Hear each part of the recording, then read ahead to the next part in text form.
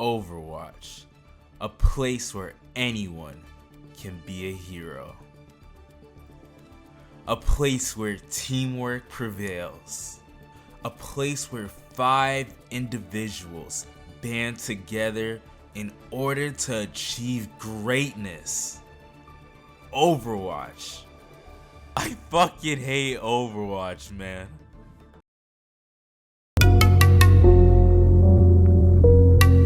Oh my fucking god, dude. I was just watching your fucking app. 홀라 수배대가 마블러시 아우 남의 딱야 남의 도게 아우 That's not how it works.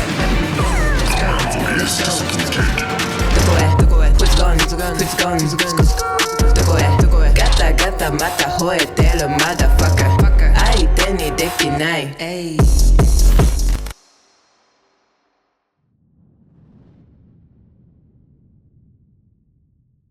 Man, when I tell y'all I've spent hours in this game.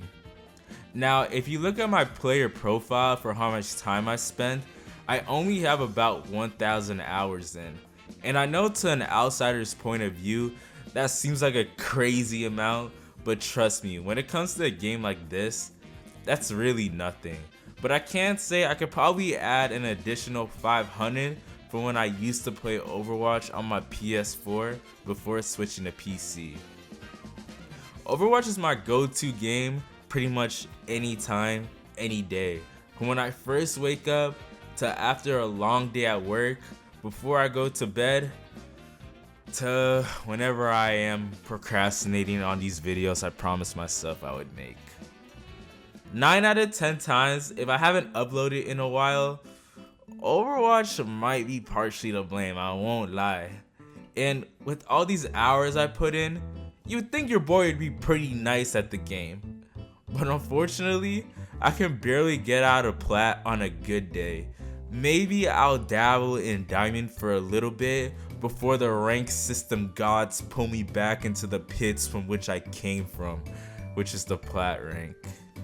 Overwatch is a hard game, not just because of the diverse playstyles of the different heroes, but also because you're working in a team with people. And on paper, that sounds like a good idea, and you know what? Sometimes it does truly work. When the fantasy is actually real, Overwatch is truly peak. Grouping up with 4 friends or some randoms you just met is the best way to experience the game in my opinion. That's when people actually coordinate plans, cooldowns, ults, and win hard fought battles together. And that's when this game feels amazing. But I would argue that this isn't the normal experience for most Overwatch players. I would say most people play alone or in duos, where then you're forced to be teamed up with 3 to 4 randoms. And Lord have mercy, these randoms will make you want to unalive yourself. They're just not that good at the game. They're just not that good. And when winning a game is less about what the other team is doing and more about what your team is doing, the game really just blows. My personal theory is that most decent players stick together and don't solo queue that often or for too long. I mean, think about it. In order to continue wanting to play a game, you have to feel like you're decent at said game. Otherwise, you're just not going to want to play. You're more likely to improve if you play a decent amount already and want to get better in order to secure more wins. The thing with Overwatch though is that it can be debated that a top 3 factor of whether you win an Overwatch game or not is your teammates. It's way harder to win a game when one player is performing at a level that's actually preventing your team to make it an even fight in the first place. So many things can happen, like a feeding DPS, a tank that doesn't use cooldowns well, or a support player that has terrible positioning. I mean, you have to be top 10% of players in order to carry some of these games from just raw skills after you reach a certain level in the rank system. And it's frustrating as hell. You need to group up if you want to climb in Overwatch at a decent pace. I'm not saying it's impossible to climb solo queuing. Unless you're going to be the next ML7 or get super lucky, it's going to take you years to climb, where if you group up, it can cut that time by a lot, and I mean a lot. It took me a long time to accept that I was never going to reach a certain level at Overwatch playing by myself. The game can just become too frustrating on your own. I went from low gold to high plat in about a year, but honestly, I don't feel like the time I spent was worth it. I mean, I would play every day, grinding, tilting, practicing and aim training, and I wasn't improving at a rate that was impressive whatsoever. Looking back, I obviously improved, but with Overwatch constantly changing with different metas and patch notes, there's only so much I can feel I can do alone at times. I mean Kiriko, and she's a well-rounded support player.